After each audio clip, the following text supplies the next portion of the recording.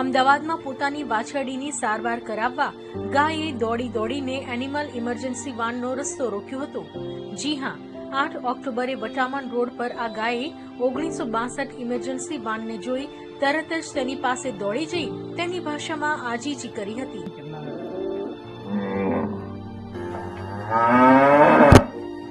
એક માતા પોતાના સંતાન માટે ડોક્ટરને બોલાવતી હોય તેમ ગાય તેની વાછરડીની સારવાર માટે ટીમને તેમની સાથે આવવાનું કહેતી હોય તેમ ભાંભરતી રહી હતી।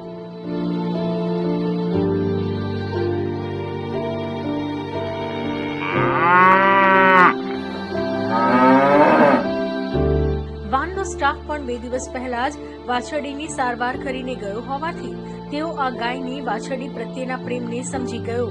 તેમણે તરત જ ગાયની પાછળ પાછળ જઈ વાછરડીને સારવાર આપી રીડ્રેસિંગ કર્યું હતું।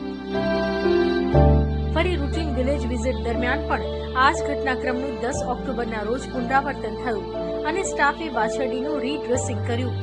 ગાયનો વાછરડી પ્રત્યેનો પ્રેમ જોઈ એનિમલ ઇમરજન્સી વાનનો સ્ટાફ પણ માની ગયો કે અબોલ જીવ પણ પોતાની લાગણી વ્યક્ત કરી શકે છે। જરૂર છે તો તેને સમજી શકાય તેવી માણસાઈની સંવેદના।